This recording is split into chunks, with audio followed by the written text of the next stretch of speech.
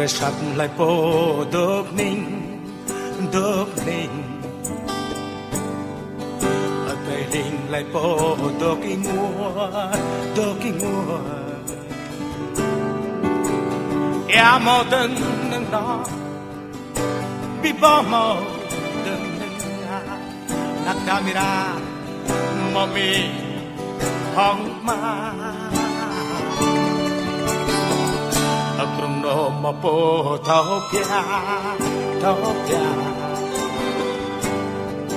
ở trong nam mò nga thao pe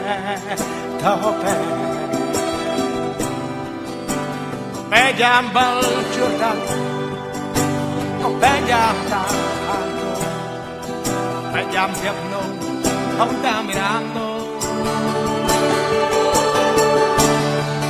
vì nào không lo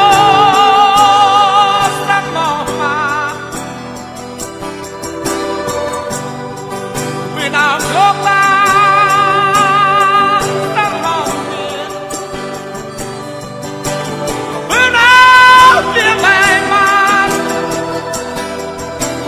sao ơi mẹ gọi mà vì nào tiếng mẹ mà sao ơi mẹ gọi mà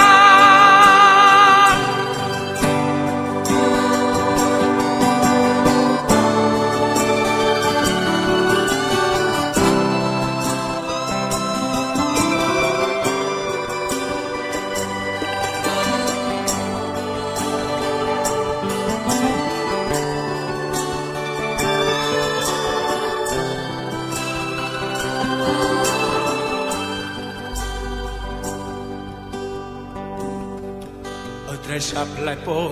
đốc ninh ở tre linh lại phố đốc kinh mua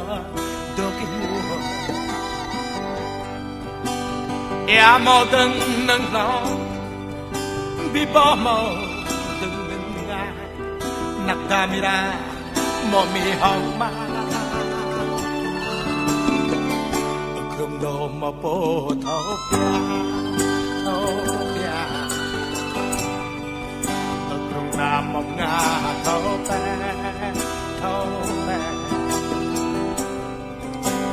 bé giam bao chuột đắng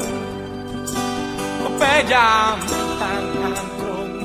có bé giam dập nông không ta mi ram nông vì nào không đó sắp màu mà vì nào không la đang mong nhìn vì nào tiếng mẹ mà sao ơi mẹ gọi mà vì nào tiếng mẹ mà ô sao ơi mẹ gọi mà vì nào tiếng mẹ mà sao ơi mẹ gọi mà vì nào tiếng mẹ mà sao ơi mẹ gọi mà